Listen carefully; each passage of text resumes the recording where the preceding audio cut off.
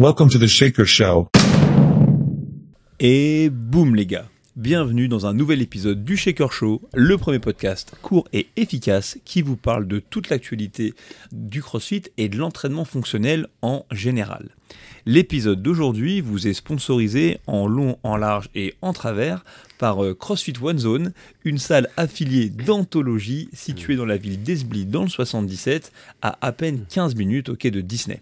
Donc la prochaine fois que votre bonne femme ou votre conjoint qui a encore le syndrome de Peter Pan vous traîne de force pour aller regarder la maison des poupées et autres spectacles de cascades claqués au sol, surtout n'oubliez pas de vous accorder 1 heure de liberté et de communauté en venant faire un drop à CrossFit One Zone. Blague à part, mon invité d'aujourd'hui, c'est ni plus ni moins que le owner et le head coach de CrossFit One Zone, et son prénom c'est Loïc. Loïc, comment tu vas ? Hello, ça va nickel. Et vous allez voir, on va briser la glace avec Loïc, mais aujourd'hui, dans le Shaker Show, ce qu'on va faire, c'est un épisode spécial Genèse. Vous étiez peut-être présent, si vous êtes honneur de boxe ou coach, à la réunion des affiliés, et vous avez peut-être entendu le speech de Daniel, dans lequel il a pu parler de peut-être ce qui était la première salle affiliée de France, à savoir CrossFit France, dans les années 2011-2012, on aura l'occasion de revenir dessus. Et du coup, Daniel avait évoqué son expérience au sein de cette structure où il est apparemment passé une après-midi. Et donc, du coup, la raison pour laquelle on fait cet épisode, c'est parce que simplement, Loïc, lui, il est présent en France dans la création de la communauté du CrossFit depuis le jour 1. Et il était notamment investi dans cette structure qu'on appelait à l'époque, du coup, CrossFit France, il y a maintenant près de 14 ans en arrière, avant d'avoir lui-même sa propre aventure dans le monde du CrossFit. Et du coup, si vous êtes de fidèles auditeurs du Shaker Show, ce que je vous propose de faire, comme on a pu un peu le faire avec Albéric sur un des épisodes précédents, c'est de se plonger avec lui sur ce que ça a été que la découverte du CrossFit pour la première génération, des psychopathes, des WOD, des mouvements à haute intensité. Et du coup, voilà, il va nous raconter son histoire, on va discuter ensemble, on va bien rigoler, et il y aura 2-3 punchlines qui vont s'envoler. Et voilà, on est parti ? Let's go. Allez, c'est y part. Alors, pour commencer, Loïc, est-ce que tu peux te présenter succinctement ? C'est comme à une audition de police. Alors, je m'appelle Loïc, 35 ans, donc je suis le gérant de CrossFit One Zone depuis, là on attaque la 7e année, et j'ai 2 enfants, et puis une charmante femme, je le dis parce que sinon je vais me faire défoncer. et voilà, et moi ça fait depuis 2008, c'est 2008 que j'ai découvert le CrossFit. T'as démarré le CrossFit donc en 2008, t'as quel âge Loïc ? 35 ans. 35 ans, donc à l'époque en 2008 tu as ? Je venais d'avoir 19 ans. Ah là là, donc à tous les petits énervés là qui écoutent le podcast, vous aussi un jour vous allez devenir vieux, vous êtes là, vous avez 19 ans, vous sortez, vous fumez une clope, vous revenez, vous avez 40 piges. Ouais, c'est un peu ça. Ça va cette vitesse là. Et du coup, tu découvres le CrossFit, mais avant de découvrir le CrossFit, est-ce que tu fais du sport ? Est-ce que c'est un truc qui t'intéresse ? Ouais, moi j'ai toujours fait du sport, donc j'ai commencé quand j'étais petit par le karaté, j'en ai fait pendant 5 ou 6 ans, et après ma grosse passion à moi, ça a été le BMX. Donc tous les mecs qui font du vélo, qui niquent tout le mobilier urbain dans Paris, voilà, c'était moi. Et j'ai fait ça jusqu'à franchement 18 ans, je pense. Voilà, je pense que c'est mes meilleurs souvenirs sportifs, en tout cas c'était ça. Donc après il y a eu tous les aléas du côté un petit peu freestyle, mais en tout cas c'était ça. Et en parallèle, vers la fin, je commençais à faire quelques track bars dans ma chambre. Et je pense que c'est ça qui a commencé à mettre un peu le pied au fitness, on va dire, entre guillemets. Et voilà, j'ai 19 ans, je ne sais pas trop quoi faire de ma life encore. Et je m'oriente vers le BP. Et en fait, à cette année-là, je crois que c'était la première année que le BP venait de se créer. Juste avant, c'était le BE AQMS. Okay. Et j'ai fait partie du coup des premières vagues, je pense, à faire le BP. Donc on est en début 2008. Et en fait, je veux faire le BP, je commence à regarder un peu sur Internet, je découvre aussi ce qu'est le CrossFit, mais je connaissais rien du tout, je voyais juste des mecs faire des track bars un peu bizarres. Et en fait, c'était les vidéos old school de CrossFit, de CrossFit.com avec tous les anciens, Annie Sakamoto, Spiller, il y avait Josh Everett, Greg Edmondson. J'ai vu un mec avec pas de cheveux, ça m'a inspiré direct. Et en regardant ça, en fait, c'est comme ça que j'ai commencé à mettre le nez dedans. Et en fait, moi, j'avais aucun background dans le fitness. Donc, ça veut dire que moi, je faisais partie des gars qui faisaient un BP. La moitié, ils étaient déjà dans des salles de muscu. Et en fait, pour moi, ma vision du fitness, c'était 21-15-9, 7x1. Et je ne connaissais pas le pourquoi du comment, mais en tout cas, c'était comme ça que j'ai découvert le milieu du fitness. Et en fait, donc on est en 2008. je commence mon BP et moi, j'ai pas de structure. Et en fait, j'ai passé... donc les 2 premiers mois, on pouvait faire sans structure. Et en fait, j'ai fait 50 000 salles où je me suis fait refouler. Mais en même temps, avec ma dégaine de schlag et mon expérience zéro, c'était compliqué. Et j'avais une voisine, moi j'habitais à Mitry-Moret dans le 77 à l'époque. Et j'avais une voisine qui me dit « Oh, il y a une salle à Villeparisis, tu devrais aller voir. » Comme ça. Et j'ai pris mon vélo, j'avais pas le permis à l'époque.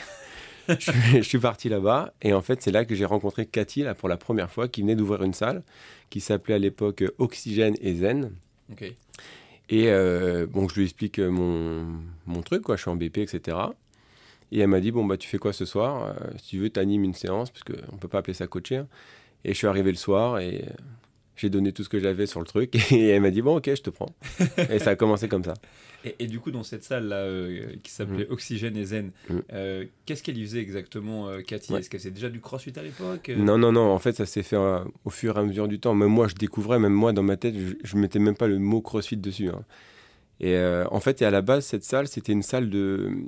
Ils avaient plusieurs machines, ils avaient un concept un peu de circuit training. Okay. C'est-à-dire que le coach n'était pas... c'était pas vraiment un coach, c'était plus un animateur qui faisait un peu passer les gens de machine en machine. Il y avait un petit espace musculation, espace muscu devant. Et à l'étage, il y avait une salle dédiée un petit peu au cardio. Mais en réalité, le fonctionnement de la salle, c'était que les gens venaient, montaient à l'étage pour s'échauffer. Ils faisaient de l'elliptique, il y avait quelques tapis, des vélos, il y avait quelques tapis de stretching. Ils faisaient ça 5-10 minutes, ils descendaient, il y avait le circuit. Et en fait, le coach, il les faisait passer de machine en machine. Il n'y avait pas d'horaire. Les gens venaient et au compte-gouttes, ils rentraient dans le circuit. Et puis chaque jour, le coach, il faisait un peu sa life. Si vous voulez faire du 1 minute on, 1 minute off, si vous voulez faire des burpees entre les machines. Et c'est comme ça. Donc c'est quand même le coach qui programmait quelque part les séances qui faisait un petit peu ce qu'il voulait. C'est marrant, c'est un peu, c'est un peu le même concept que, bien avant l'heure, mais que finalement F45, où tu viens, tu te pointes, tu fais ton circuit training, etc. Oui, c'est ça. Est-ce qu'il y avait déjà cette notion de mouvement fonctionnel, ou est-ce qu'on était vraiment dans des mouvements d'isolation? Non, c'était plus des mouvements d'isolation sur les machines. Après, le mouvement fonctionnel, il venait quand on prenait la personne à part et on lui apprenait à faire des squats ou à faire d'autres choses. Okay. Mais ça, c'est venu un peu plus tard. Mais en tout cas, le concept de base de cette salle, c'était ça. Ok.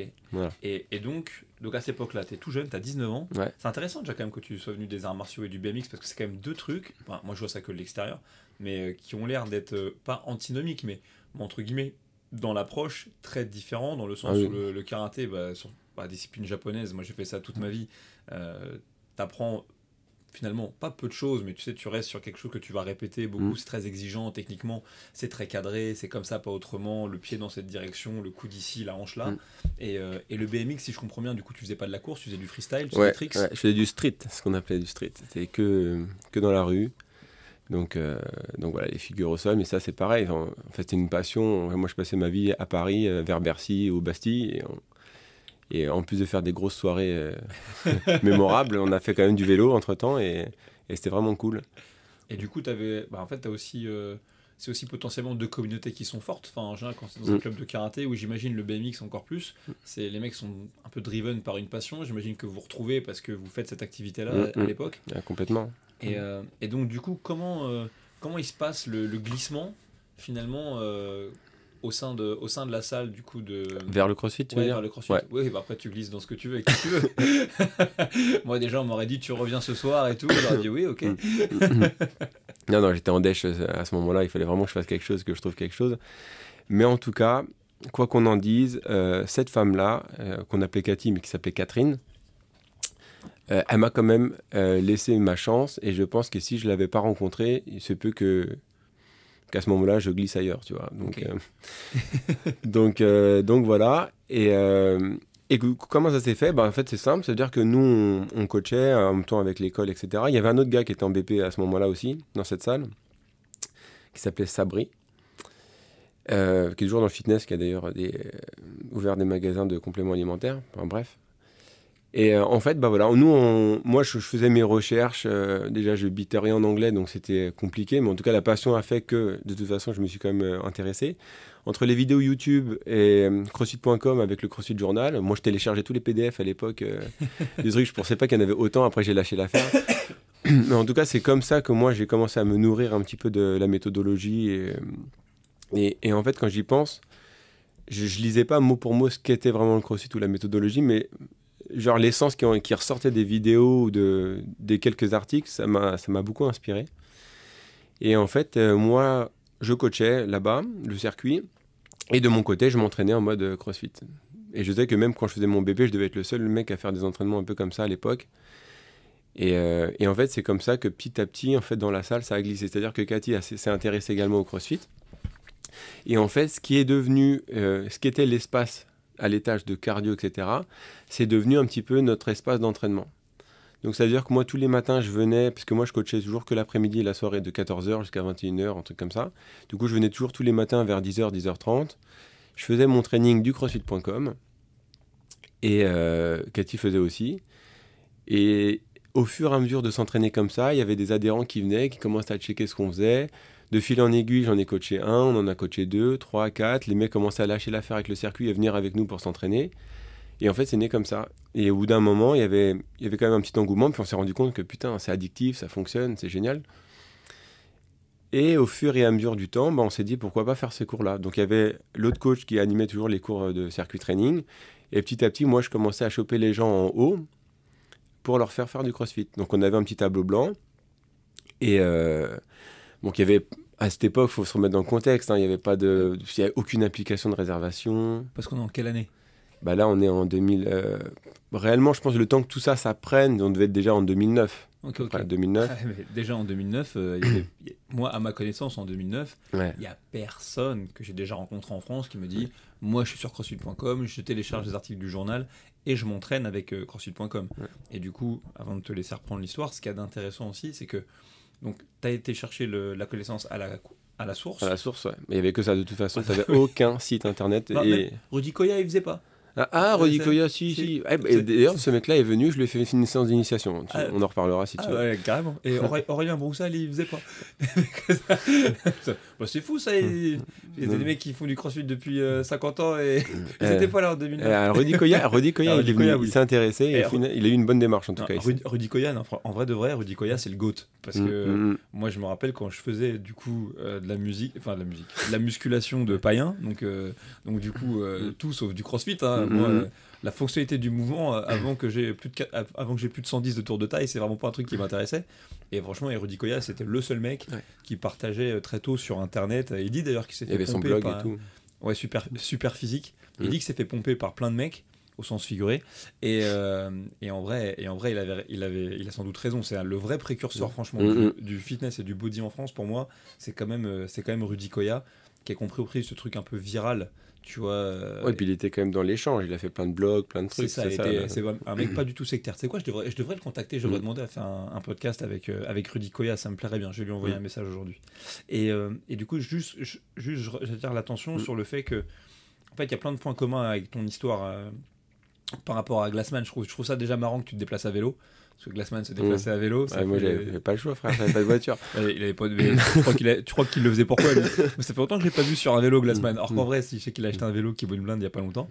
Mais il y a ça, il y a aussi le fait que tu as commencé par t'entraîner toi et puis une personne et qu'en fait ça a ramené le groupe. Et c'est comme ça que Glassman il a fait, sans le vouloir. En fait, il entraînait une personne et finalement ça a drainé la communauté.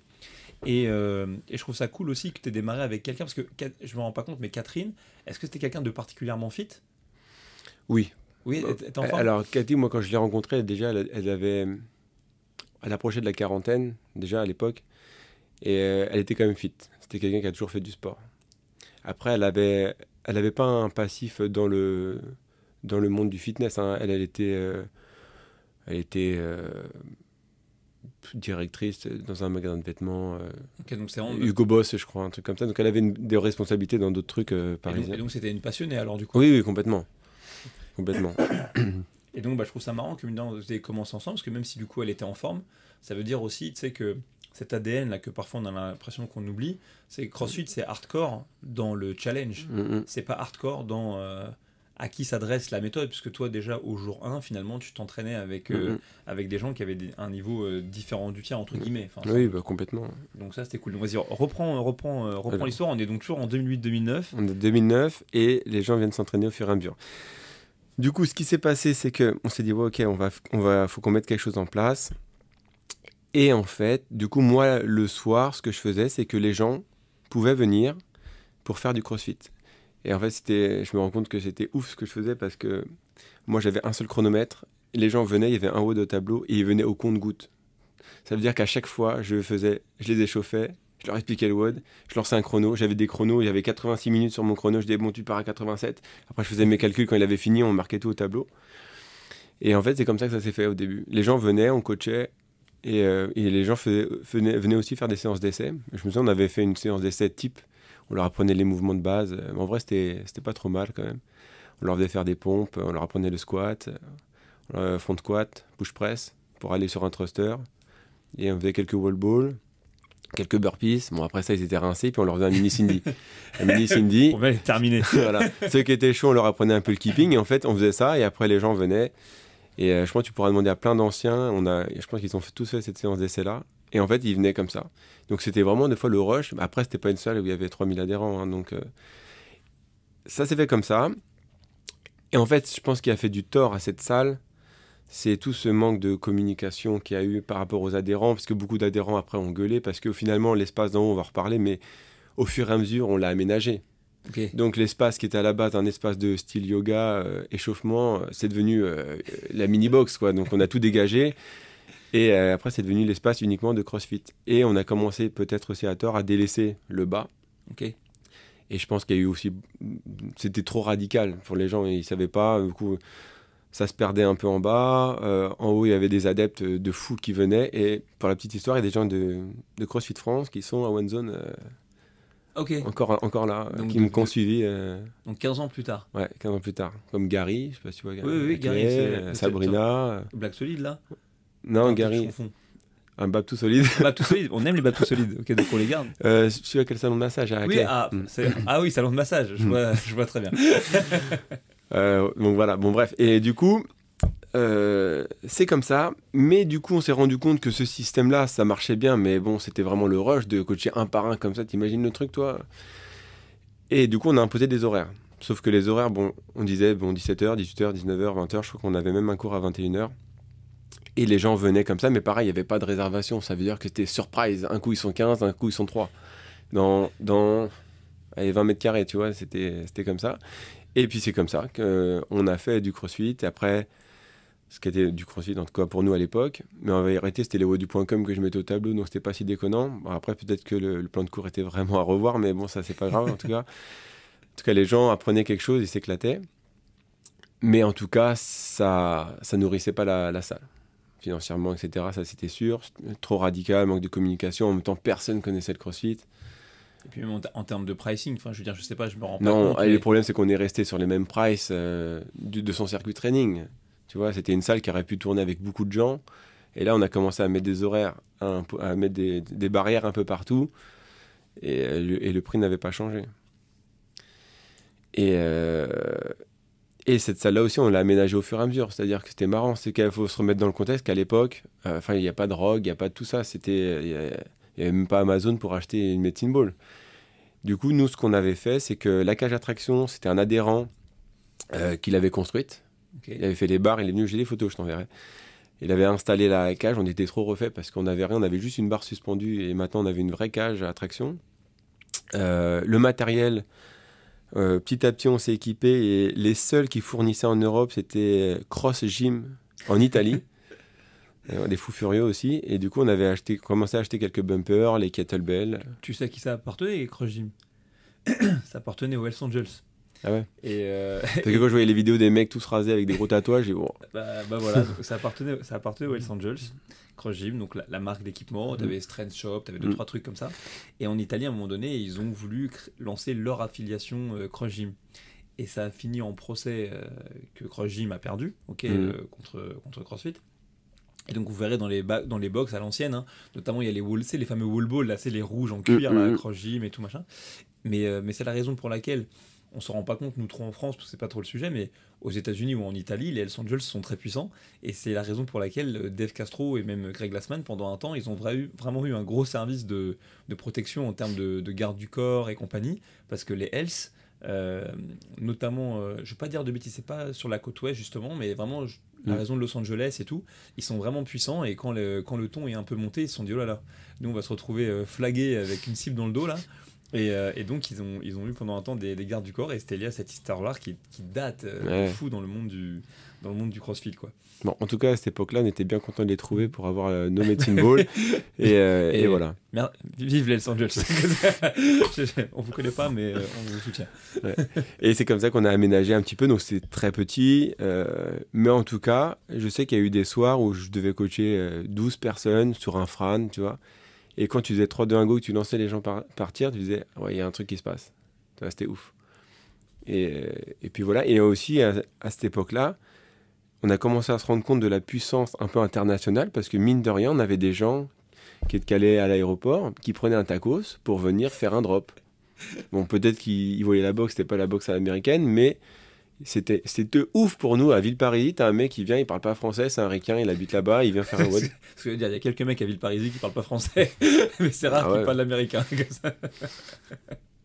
Et les gars venaient, et il y avait un truc très culturel, c'est que les mecs, il n'y en a pas un qui est venu sans t-shirt, quoi. Il y avait cet échange de t-shirts à l'époque qui s'est complètement perdu, je pense, maintenant, mais enfin, moi, je peux te ressortir peut-être 50 t-shirts. De cette époque-là. Ouais, complètement. Ça c'est un truc qui s'est malheureusement un peu perdu. Les anciens, un peu old school, ils le font. D'ailleurs, la dernière fois que j'ai croisé Dave Castro, on lui a offert d'ailleurs un t-shirt de CrossFit Porto Vecchio, etc. Et oui, c'est vrai qu'à l'époque, on était tellement une secte. C'était genre, dis tiens, je te donne mon drapeau, etc. Ouais. Mais c'était vraiment cool. Non, c'était cool. Moi, je me souviens d'un gars qui était venu, il était arrivé, il m'avait donné genre 5 t-shirts. Et après, je l'ai ramené à l'aéroport, par contre. Ouais, mais c'est aussi parce que... On a fini ensemble, je l'ai ramené à Roissy. Quand les gens ils dépassent les attentes et tout, forcément ça devient naturel, tu vois, de vivre ce truc-là. Et je pense qu'en vrai, eux, ils devaient être... Toi, tu penses que, tu sais, ça devait être chelou pour eux d'arriver dans un endroit avec une box, parce que vous découvriez ce que c'était une box, mais quand tu regardes bien les images du premier gym de Greg Glassman, tu sens bien que c'est un peu comme ça aussi. Tu sais, il a son local, et puis tu vois que c'est un peu de briquet de broc, les barres de traction. Moi, je reste persuadé, et si un jour j'ai ma propre salle de CrossFit à 100%, je te dis, gros, il y aura des sacs de frappe. Non, mais c'est sûr, il y en avait dans sa salle, c'est bien qu'il y a une raison. Tu as Core to Extremity pour envoyer des grandes patates. Et tu vois, et même les échelles d'agilité au plafond, c'est les échelles de corde et tout. Et moi, je trouve ça cool parce que t'as vécu le truc. Et puis une nouvelle fois, c'était quoi la superficie de la structure ? Je saurais pas te dire, mais en tout cas, c'était vraiment l'espace en haut. S'il y avait 30 mètres carrés, c'était minuscule, c'était 2 petites chambres. Et donc tu donnais des séances à plusieurs personnes en 30 mètres carrés, sans pouvoir dropper. J'imagine que c'était pas non plus très haut de plafond. Ah si, ça allait. Il y avait de la hauteur, mais c'était une sorte de médanine. Ok. Mais par contre, quand les mecs ils woodaient, t'en avais un qui avait une barre d'haltéro normale, une Décathlon. Enfin bon, c'était comme ça. T'avais des cordes pour les double under ? Parce que moi, c'est un truc que j'ai longtemps galéré justement, ce qui est à la mode maintenant, les cordes perlées, là, on n'avait que ça. Ok. On n'avait que ça, bleu et blanche, là, avec des poignées rouges. On n'avait que ça. Ah ouais, tu devais t'envoyer vénère pour faire les double under avec ça. C'était ouais. Ça faisait plus les épaules que le cardio, mais on a commencé comme ça en tout cas. C'était ces cordes-là à l'époque, il n'y avait que ça. Il y avait que ça. Et donc tout ça, à cette époque-là, tu fais, entre guillemets, du CrossFit de manière un peu underground, déjà parce que personne ne sait ce que c'est, hormis peut-être toi et Cathy. Toi, tu t'éduques finalement en allant directement sur CrossFit.com. Ouais, il n'y avait que ça. Et quelques sites canadiens à l'époque. Ok. Mais pour autant, cette structure-là, elle a fini par être officiellement une salle de CrossFit, elle a fini par être affiliée. C'est affilié, ouais. Comment ça s'est fait ce mécanisme ? Parce que c'est Catherine qui a passé l'affiliation, enfin qui a passé le level 1 ? Non, alors, de mémoire, il me semble qu'on s'est affilié avant d'être level 1. Ah ouais, je crois que tu pouvais peut-être à cette époque. Franchement, c'est possible. J'avoue que là, pour le coup, même moi, je n'en sais rien. Ouais, parce que moi, j'ai le souvenir qu'on s'était affilié peut-être en 2010. Ok. Sur le nom de CrossFit France. En même temps, à l'époque, tu sais, t'es tout seul avec ton truc. Tu te dis, CrossFit France. Mais franchement, c'était sans prétention, quoi.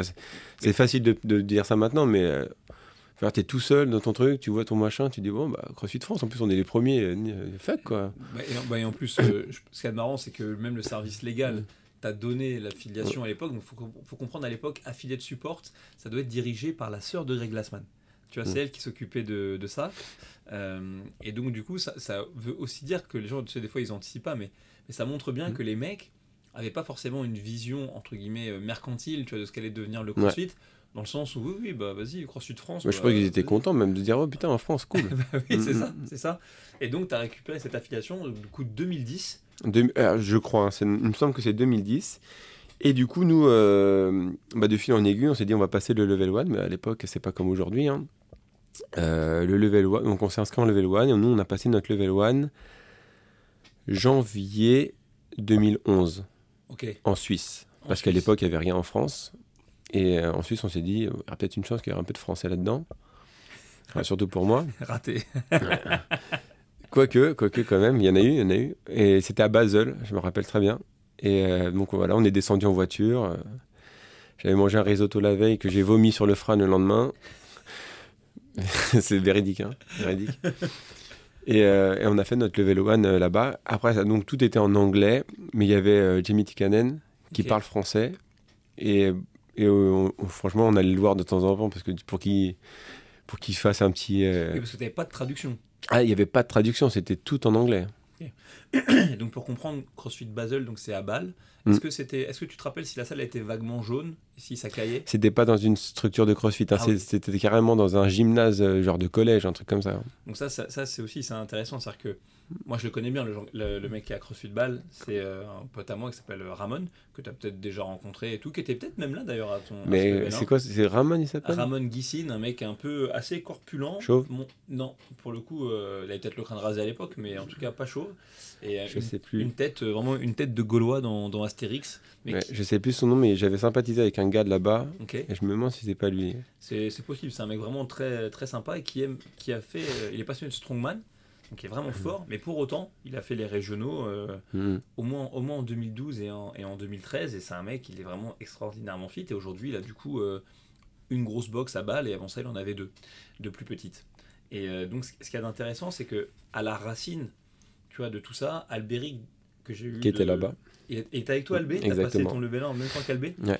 Ah, ça, c'est ouf. Bon, bah, tu vois, Albéric de Toulouse disait, quand lui, il a démarré le CrossFit, finalement, et même quand il a eu cette idée de se lancer dans l'ouverture même d'une box à proprement parler, il disait, ben, je voulais ouvrir une box sans avoir jamais été dans une box. Tu vois? Et toi, finalement, tu as commencé à coacher du CrossFit. J'imagine pareil, tu n'avais jamais été dans une box toi-même. Tu sais pas si tu fais bien, tu sais pas ce qu'il faut. De toute façon, tu sais même pas ce qu'il faut faire parce que c'est pas marqué nulle part vraiment, tu vois. Donc, à part les quelques articles, mais ouais, c'est comme ça. Et le level 1, du coup, c'était là-bas. C'était sur 2 jours, tout en anglais, avec l'examen, pareil, de 50 questions. Ouais, C'est ça. t'as 55 questions, 55 questions qui comptent pas, il faut 33 ou 34 bonnes réponses pour l'avoir. Et voilà. Et du coup, ils avaient quand même fait un Google Trad à l'époque sur le truc. Mais tu vois, mon niveau était tellement bas que je préférais quand même le Google Trad que. Mais ils avaient mis les deux. Ça veut dire que si on comprenait pas trop le Google Trad, on pouvait essayer de comprendre en anglais. C'est le paradoxe, tu vois, c'est que le Google Trad, Mm. c'est pas CrossFit, hein, c'est la traduction Google automatique de l'époque était tellement mauvaise Mhm. que parfois, sans parler anglais, une fois qu'on te donnait le français, bah, tu comprenais quand même mieux en relisant Ouais, l'anglais. ouais, carrément, ouais. Carrément. Et bah voilà, on a fait les 2 jours et franchement, c'était cool. Et on avait fait donc dans un gymnase. Est-ce qu'ils avaient des medballs? Est-ce qu'ils avaient des PVC? Ouais, ouais, C'est- ouais, ouais, ouais. On a tout fait comme un peu, j'allais dire pas comme maintenant, mais en tout cas, on a fait les mouvements fondamentaux, PVC, avec de la théorie, la pratique. On a fait 2 WOD, un le samedi, un le dimanche. On a fait un wood team le dimanche. Ok. On a fait Fran le samedi, je m'en souviendrai toujours. Ils avaient sorti, je sais pas comment, mais sur le sol, ils avaient sorti des barres avec plein de barres à traction. Ok. Et on avait fait Fran ce jour-là. Donc, ils avaient monté un rig en fait. Ouais, on aurait dit qu'ils avaient juste mis des poteaux en fait avec des barres. Ok. Tu sais, plantés dans le sol comme si c'était des poteaux de volet, tu sais. Ils avaient réussi à mettre des barres dessus. En tout cas, c'est le souvenir que j'en ai. Et je sais qu'après, j'ai été vomir mon risotto de la veille après le frein. Je me suis donné à fond. C'est la première fois, tu te rends compte, toi, c'est la première fois que tu vois du monde qui fait du crossfit. Tu sors un peu de ton trou et le mec puis en il dit plus- on va faire 3, 2, 1, go. Bah, je vais tout arracher. Et en plus, tu as envie de leur montrer de ce que tu as en magasin. Ouais. Puis, pour comprendre, Yami Tikkanen, qui est moins connu aujourd'hui du grand public, j'ai déjà donné cette référence-là, mais c'est un. Je crois que de base, il est finlandais. Mm. Il Quand est- j'ai des Annie et tout ça. et exactement, c'est le gars qui a créé The Training Plan, qui est la première programmation, on va dire, à l'époque avec Outlaw, Mm. que tu as dû souiller aussi un peu. Elle est programmation old school, et encore aujourd'hui, il coach et il programme pour Björksvin, il a programmé longtemps pour Catherine, pour Annie pendant toute sa carrière, Ouais. etc. Et donc, dans le domaine du CrossFit compétitif, c'est un monsieur, et je pense qu'il est encore aujourd'hui très proche des gens qui sont à CrossFit Reykjavik, mais en tout cas, je peux me tromper. Donc, levé là en 2010, et donc 2011 pardon, ouais. Et donc voilà, la salle définitivement affiliée à partir de 2010. Donc moi je sais que Cathy l'avait raté à ce moment-là, elle l'a repassé plus tard en Angleterre, et moi je l'avais eu, j'étais trop content, et du coup on est rentré, et après c'est parti, on a continué notre petit bout de chemin. Et en fait, durant ces années-là, ce qui était vraiment cool, c'est que nous, on commençait moi, avec le CrossFit, à faire que ça, vraiment, à m'imprégner de la méthodologie.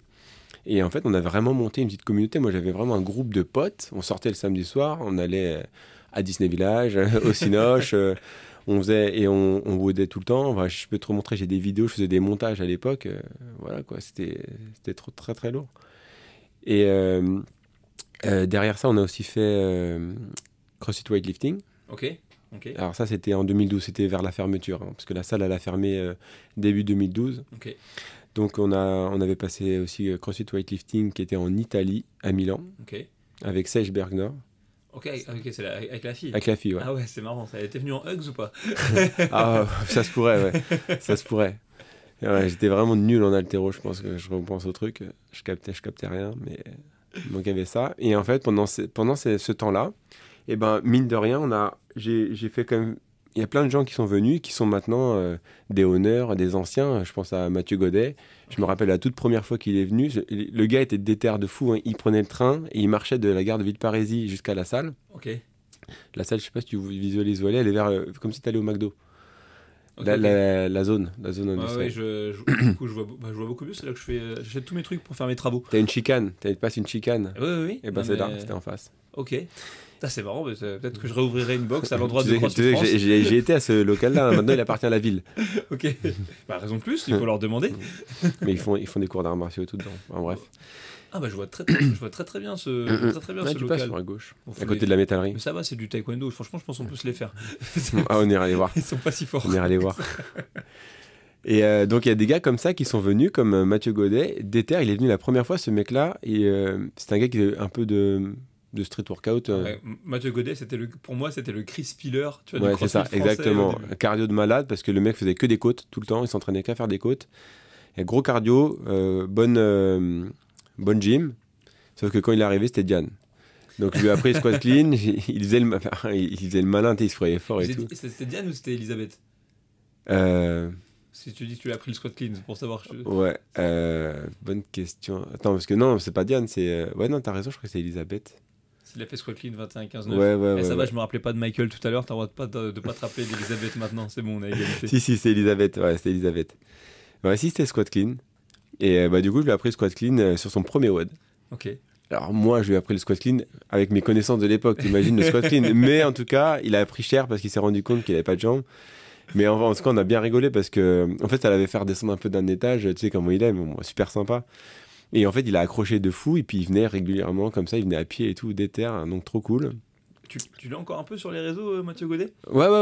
C'est là, je l'ai servi tous à la réunion. Ouais, on a bien rigolé à la réunion. Lui, il a un pic de performance à 35 incroyable. piles, il n'a jamais été aussi fort de sa vie. Là. Il a excellent. Un genou en titane et bam. Non, mais tu vois, ce mec-là, il a fait partie quand même des précurseurs, il était là au début, quoi. Ça, c'est sûr. Il était là. Et il y avait aussi le fils de la gérante de Cathy, qui s'appelait Gillian, qui était souvent là pour l'aider, etc., qui avait un très bon ami à lui.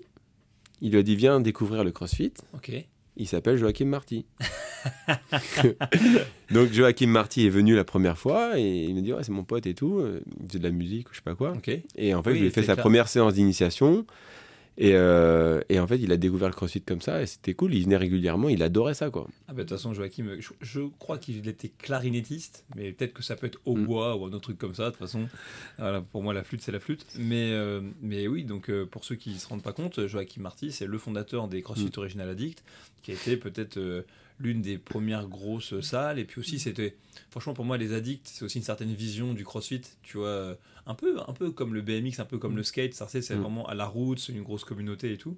Et aujourd'hui, il est toujours présent une bonne partie de l'année chez les addicts. Et puis, il partage sa vie, je crois, sans rien dévoiler d'illégal entre l'Europe et le Mexique. Donc, si des fois vous pensez que vous avez réussi votre vie, vous avez qu'à suivre Joachim Marty sur Instagram. Et vous verrez notamment quand il est à Tulum que pas du tout. Lui, il a réussi. Lui, il a percé, décrypté le code. Donc il y avait des gars comme ça, et en fait c'est cool de voir ce qu'ils ont fait aujourd'hui. Ah ouais, si, truc de fou, tu sais que j'ai vu moi, qui venait du Canada, la première fois, Matt Dubruck. Ah ouais? Ouais, et je me souviens très très bien, et à l'époque il est venu, il avait contacté pour venir faire une séance, il est venu avec sa femme parce que je crois que c'était l'époque où il s'est marié, il devait faire sa... Il a de la famille en France, alors peut-être qu'il passe. Alors non, il me semblait qu'il avait parlé de mariage. Je me demande s'il n'était pas en voyage de noces, peut-être. En tout cas, il est passé. On avait fait un wood team, je me rappelle. Il a fait un wood team avec sa nana. Et on avait sympathisé avec lui. Et c'est la première fois que je le voyais là-bas, quoi. Ah ouais, incroyable. Et qu'est-ce qu'il avait dit de 16 ans, si tu te rappelles? Parce que lui, pour le coup, il a toujours été à fond dedans. Mais... Ouais, je pense qu'il avait kiffé. Il a dit, ouais, trop bien le truc. Yo, ouais, c'est excellent. C'était la première salle de la Fille de France. Non, c'est bon, ça, c'est bon. Ouais. Mais après, pour nous, tu te sens seul, il n'y avait que ça. Donc tu t'accroches à tout ce que tu vois. Tu te dis, putain, un mec qui fait du crossfit au Canada, trop bien et tout. Et tu kiffes, bien sûr. Il y avait ça. Et tu m'as dit aussi Rudy Koya tout à l'heure. Rudy Koya, ouais. Ah ouais, Rudy Koya, il est venu faire une séance d'essai. Et en fait, je me souviens un peu de tout ce qu'il disait sur Internet à l'époque. Mais en fait, il a quand même pris la démarche de venir, de faire le truc. Et à la fin, il a dit, ok, c'est pas trop ce que je pensais au début, tu vois. Ah ouais. Il est smart, lui. Ah ouais. Et en fait, ça avait brisé la glace tout de suite parce que c'est mieux que de voir... Surtout à l'époque, il n'y avait pas encore tous les réseaux sociaux que maintenant. Mais en tout cas, sur les blogs, ça pouvait vite cracher aussi. Donc, le blog, ça envoyait mais fort. Du coup, je pense que, ne serait-ce que... il est venu peut-être une ou deux fois, ou peut-être un peu plus. Mais en tout cas, je pense que ça lui avait un peu changé sa vision des choses. Et ça a rendu le truc beaucoup plus cool. Et je pense qu'il avait compris, plus ou moins déjà, ce qu'était un peu le CrossFit. Il a su faire la part des choses entre ce que lui... il faisait et le CrossFit. De toute façon, je pense que, honnêtement, Rudy Koya, j'aimerais bien. De toute façon, je sais quoi, je lui envoie un message sur Instagram, là, dès qu'on termine. Mais en vrai, Rudy Koya, je crois que même par rapport au monde d'aujourd'hui, la raison pour laquelle il a moins d'influence, peut-être, hormis le fait que, voilà, mais il est trop smart. Tu sais, il est trop smart, il est trop réellement intéressé, touche à tout. Je cherche pas nécessairement à naviguer sur une vague quelconque. Et que donc, du coup, peut-être qu'avec les moyens de communiquer d'aujourd'hui, ils sont toujours très clivants, etc. Ouais, ce mec-là, il doit avoir un peu plus de mal à s'inscrire dedans. Mais ça me fait plaisir de dire ça parce que moi, je peux te dire, ouais, Superphysique, c'est vraiment un blog qu'on ponçait. Ouais. Et moi, je regardais ça et pour ceux qui voient ce que c'est, par curiosité, je regarde un truc qu'on appelait Muscle en métal. Je sais pas si tu vois ce que c'est. C'est une espèce de site obscur avec plein de protocoles pour se doper. Et tu disais que des trucs. Même si c'est écrit en français, tu comprends rien.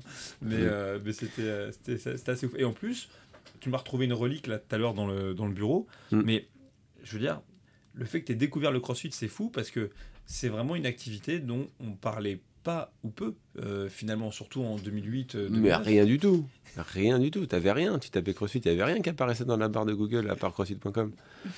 Et donc là, tu me disais, tu vas retrouver un magazine, là, par exemple, de fitness. Ouais. Et tu peux me parler du souvenir qui est attaché à ce truc-là? Ouais, en fait, je pense que dans ma tête de psychopathe, ça a fait un déclic parce que je découvrais à peine le CrossFit sur Internet, mais vraiment à peine. Je mets les pieds dans une librairie, par curiosité, je regarde les magazines de fitness. Je feuillete le truc, je tombe sur un article sur Petraneck Fitness à Los Angeles, qui est devenu par la suite CrossFit LA, il me semble. Ok. Et en fait, truc de ouf, il y a 4 pages, 5 pages dessus, où les gars, ils ont été voir, ils sont intéressés, ils ont tapé Fine Got Bad, Murph, Fran, tout ça dans une même semaine. Et il y avait un article sur le CrossFit, et quand tu lis l'article maintenant, il est pas déconnant, il est même à jour. Hein. En fait, c'est ce qu'on regardait, mais vas-y, je vais le prendre, je vais pas le montrer à l'image parce que... Et quand je tombe dessus, je me dis, ouais, c'est un signe. C'était un peu long, tu m'étonnes. Et on l'a feuilleté ensemble tout à l'heure, un peu le magazine. Et j'ai halluciné de tomber sur ce truc, et je me suis dit, non, mais attends, c'est ça qu'il faut faire. Et ça, tu te rappelles, t'étais pas du tout affilié, du coup? Non, je crois pas, là, c'était vraiment le début, hein. C'était quand je commençais à travailler dans la salle Oxygène Zen. Donc c'est un magazine Flex, puisque je vois Flex fête son 25e anniversaire, donc du coup maintenant ça me donne au moins la référence. Ouais, parce qu'il n'y a plus la couverture, elle est déchirée. Ouais, ce qui quand même en dit long sur ce que tu as pu faire de ce magazine. Je m'attendais pas du tout à ça de toi, tu vois. Tu regarderas que les pages sont intactes. Je suis rassuré de voir que eux aussi, tu vois. Donc là, c'est quand même assez ouf. Parce que là, du coup, si c'est 2008-2009, là, Ah ouais. tu vas montrer là, ce satané tableau blanc pour ceux qui auront la chance d'avoir l'image. Et c'est marrant, ils ont écrit à grosses gouttes, ça fait un peu penser à CrossFit, etc. C'est marrant. Et donc, ouais, ils donnent. C'est marqué. Et tu vois, et c'est fou parce que il est, il est hyper intéressant dans ce qu'il dit, tu vois. Genre, malgré son absence apparente de méthode, ce qui veut quand même dire que c'est une absence qui n'est qu'apparente et qu'il y a encore des gens qui pensent qu'on travaille de manière complètement hasardeuse. C'est un mode d'entraînement brutal qui compte 6 séances exténuantes par semaine réparties en 3 jours en salle, 1 jour de repos. Donc tu vois, la question de la récupération était déjà très fixe parce que les gens ils regardaient, comme tu dis, que CrossFit.com. C'est drôle, tac, voilà. Si ça marche, c'est grâce à ce qu'on désigne techniquement par les termes de périodisation ondulatoire. Bon, ce qui est simplement le fait de revenir sur des skills qu'on a déjà bossé ou des volumes et compagnie. Et clac, voilà, le CrossFit n'est pas vraiment conçu pour des spécialistes. Donc ça déjà, c'est un truc aussi intéressant parce que le but, c'est qu'on soit des généralistes tout le temps. Et on passe, je sais plus où est-ce que j'ai regardé. Tac. Ouais, quand j'ai commencé à suivre cette méthode, j'avais du mal à accepter de ne travailler mes abdos qu'environ une seule fois par semaine. Je me souviens Petranek, mais après quelques mois de pratique du CrossFit, ils étaient plus forts et me dessinaient que jamais. Bah, c'est normal parce qu'on fait de la contraction isométrique dans la plupart des mouvements fondamentaux. Mais il y avait aussi un autre truc. Qu'est-ce qui était la phrase qui m'a marqué? C'était sur le côté que ce soit, entre guillemets, praticable par tous. On avait trouvé quelque chose entre guillemets dans le magazine pour pas perdre trop mon temps sur l'épisode du podcast à le lire de partout, mais en gros ça dit déjà dans cet article là qui est du coup en 2008 que c'est accessible à tous, que c'est pour tout niveau, les femmes enceintes, il y a des femmes enceintes qui s'entraînent, etc. Et donc c'est fou parce que parfois les gens qui connaissent le CrossFit que depuis peu de temps, ils ont l'impression que ces préoccupations-là, finalement, elles sont arrivées tard dans la méthodologie. Le adapter n'est pas un crime, machin. Alors qu'en fait, non, depuis le jour 1, voilà, c'est sûr que les mecs hardcore et plutôt fit, ça a été des porte-étendards plus faciles ou plus évidents de la méthodo. Mais vous voyez, ça date de 2008. Le mec, il a sa petite salle de CrossFit obscure à Los Angeles. Et quelqu'un qui vient, qui n'y connaît rien, qui vient juste pour faire un article, il repart avec les bons messages. C'est-à-dire... on est des généralistes, il n'y a pas de place pour notre ego, c'est accessible à tous, c'est vrai que c'est dur, notre manière de programmer n'est pas hasardeuse, même si d'un œil extérieur elle peut l'être, et puis il y a plein de choses sur le répertoire gestuel, et donc c'est cool parce que ça montre aussi malheureusement que maintenant, 15 ans plus tard, des fois ces messages-là, ils sont moins universellement compris, alors que pour autant, des articles aujourd'hui sur la méthodologie, t'en trouves plein, tu vois. Oui, c'est sûr. T'en trouves plein.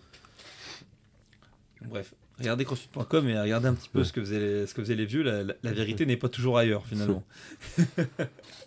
et donc, quoi qu'il en soit, 2012, la salle ferme. Ouais, début 2012. Et toi, du coup, à ce moment-là, dans ta vie, qu'est-ce qui se passe? Parce que déjà, est-ce que toi, tu entraînes à temps plein? Est-ce que non, franchement, je pense que j'ai essayé de j'ai soutenu. J'avais vraiment une relation très proche avec Cathy. Elle me faisait confiance, je lui faisais confiance. Je lui devais beaucoup. Elle m'a vraiment mis quand même le pied à l'étrier. Elle m'a beaucoup fait confiance. Et pour ça, vraiment, je suis reconnaissant. Et ce qui s'est passé, c'est que j'ai toujours soutenu jusqu'au maximum. À ce moment-là, je faisais peu d'heures déclarées, on va dire, mais j'étais charbonné toute la journée là-bas. On passait le ménage, on faisait ce qu'on pouvait. Et la salle ferme. Et en fait, moi, j'avais en tout cas le projet d'ouvrir quelque chose. Enfin, je voulais en tout cas faire ça. Je m'entraînais avec un gars à l'époque qui s'appelait Jérémy aussi, qui était à la Légion étrangère. Okay. Il était sur la fin et puis on voulait essayer d'ouvrir un truc. Alors Cathy avait déjà fait des recherches sur Paris parce qu'elle s'est dit non, c'est pas à Villeparisis, il faut que je fasse un truc sur Paris. Et elle avait eu deux, trois touches sur des locaux. Et au final, on avait visité des locaux. Et elle était tellement dans une merde noire financière, etc., que je crois qu'elle avait lâché l'affaire. Mais nous, on avait toujours pour projet, donc avec ce gars-là, j'avais visité un local, je me souviens, à Diderot, à Paris. Au final, ça s'est pas fait parce que 20 piges. T'as vu mon schlag d'aujourd'hui, alors imagine celui-là de l'époque. tu arrives dans les banques, on te parle de business plan, toi tu te demandes ce que c'est déjà, tu vois, c'était compliqué, surtout que moi j'ai jamais été, tu sais, entouré par des gens dans l'entrepreneuriat, donc j'ai pas cette culture-là à l'époque en tout cas, mais je savais qu'il fallait que je fasse un truc. Au final, ça s'est pas fait. Après, il y a eu une autre opportunité qui s'est faite avec Cathy, qui s'était mis en lien avec Lopez à Paris. Ah, Fernand Lopez. Ouais. Ok. À l'époque, à la MMA, à CrossFight. CrossFight, voilà. Et en fait, on avait renouvelé notre affiliation CrossFit France pour CrossFight. Ok. Pour qu'on continue de faire du CrossFit là-bas. Je comptais qu'à l'époque, pour remettre un peu les choses dans le contexte, même si c'est, désolé si ça va énerver certains, mais l'affiliation, elle était à combien quand tu 1000 $1000 en 2008. Parce qu'à l'époque, ça grossissait progressivement au gré de l'évolution de la communauté. C'était un peu la doctrine de l'époque. 1000 $. Et moi, je me souviens avoir fait des séances d'initiation et de découverte à CrossFight. Puisque le bas était censé être du CrossFit. C'était un peu le deal qu'elle avait eu avec lui. Et que le haut, ce soit tout ce qui est combat. Mais après, ils ont été affiliés CrossFit. Mais d'ailleurs, Mathieu a coaché là-bas après, par Mathieu la suite. Godet. Ouais. Je crois que eux, les soucis qu'ils ont eu, CrossFight en eux-mêmes, c'était juste des soucis par rapport au non légal, parce que CrossFight et CrossFit c'était très proche, du coup ils étaient un peu embêtés. Et puis Fernand, au final, c'est que de la rumeur, c'est pas de la rumeur dans le sens péjoratif, mais c'est juste des on-dit.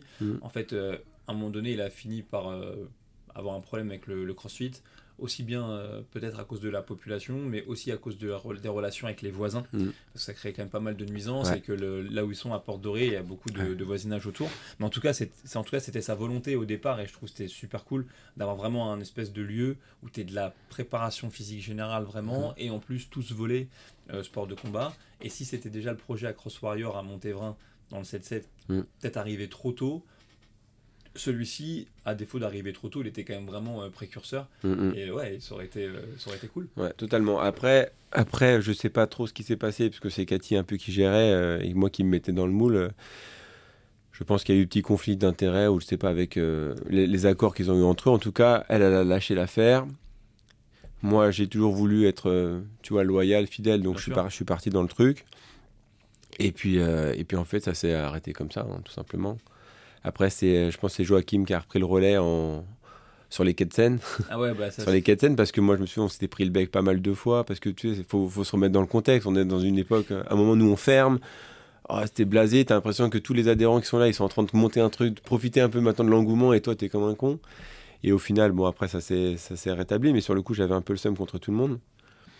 Mais il a eu raison de faire ça. Après, lui, il a monté un truc sur les quais de Seine, et après, ce qu'ils sont devenus CrossFit Lutèce, etc. par la suite. Exactement. C'est-à-dire qu'en fait, c'est marrant, mais ça aussi, c'est intéressant pour ceux qui écoutent. C'est-à-dire, notamment quand vous êtes nouveau dans un lieu, je vais vous dire, vous n'allez pas garder, entre guillemets, la main sur tout ce qui sera lié au CrossFit dans votre commune, dans votre département, dans votre site, dans votre ça.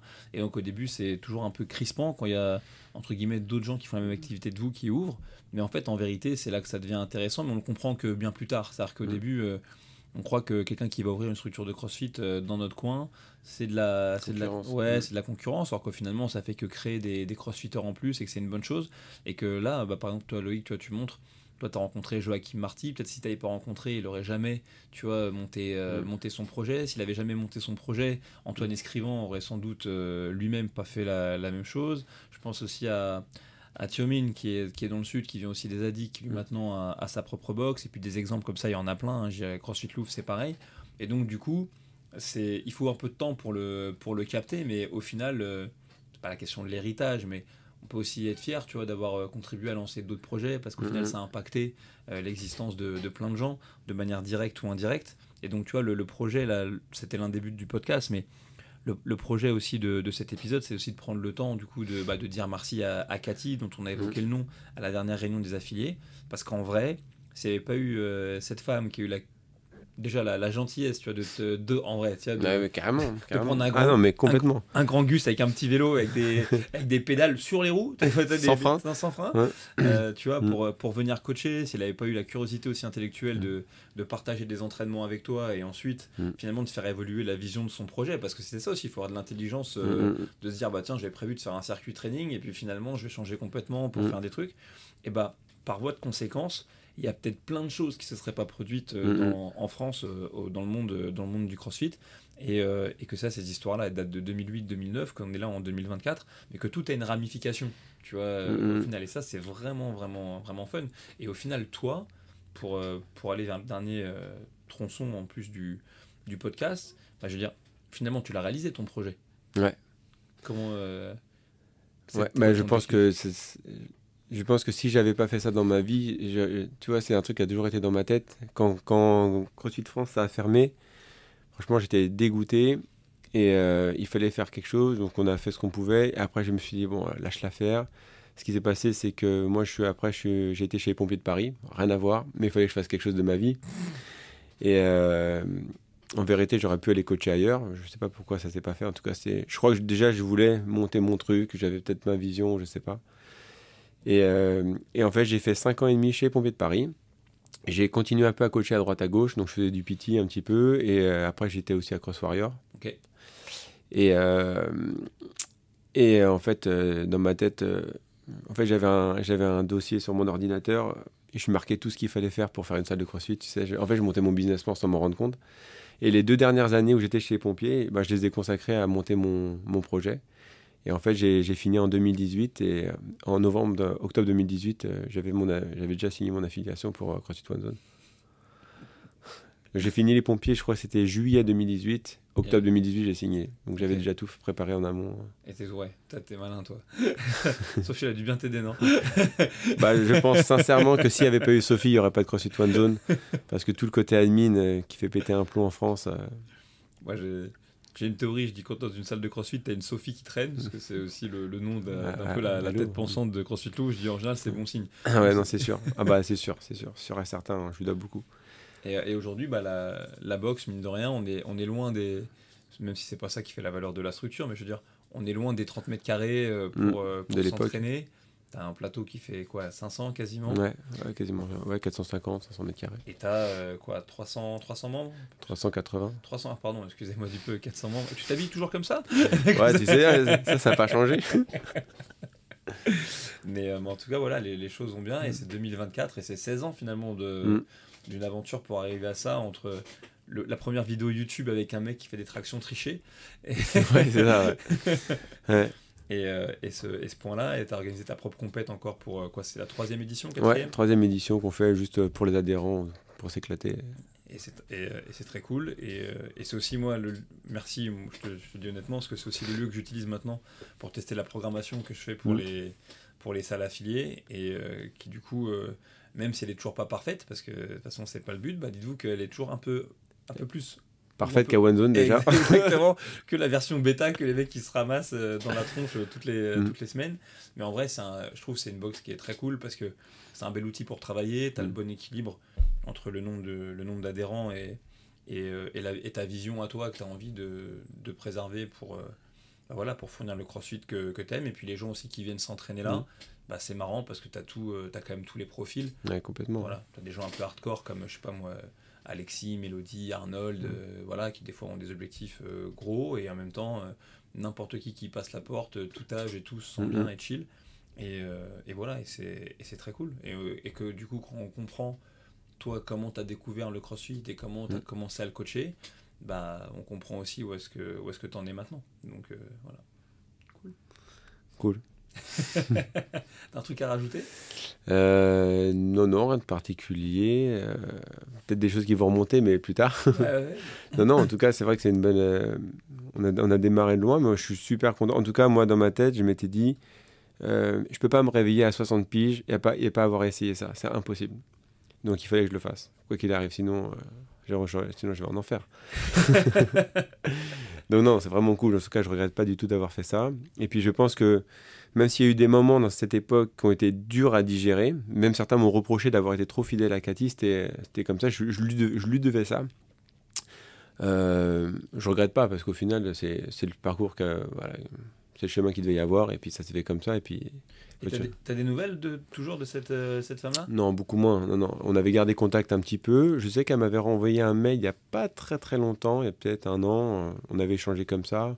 Elle était partie dans le sud après, mais sinon, depuis après cette époque. Elle bosse toujours dans le sport ou plus du tout? Tu sais pas? Non, plus du tout. Je crois qu'elle était retournée dans le textile, de mémoire. Mais voilà. Ah, ce serait bien une petite short One Zone Hugo Boss, franchement, ce serait cool, non? Ouais. On sait jamais, on sait jamais. Moi, je pense en tout cas, tu devrais lui envoyer un message, à mon avis, elle serait quand même fière du chemin parcouru et du fait que elle a quand même sa responsabilité dedans. Ouais, complètement, donc c'est pour ça. Je pense, quoi qu'on dise, c'était quand même une femme qui était très généreuse et qui avait son caractère, attention. Je pense que elle pouvait pas faire semblant, si elle aimait pas quelqu'un, tu le sentais, elle pouvait pas faire semblant. Mais cependant, elle a été, en tout cas moi, elle m'a fait confiance, elle m'a donné vraiment la voix, tu vois. Et puis, elle était quand même très investie, hein, même dans le coaching, contrairement à ce qu'on peut entendre parfois.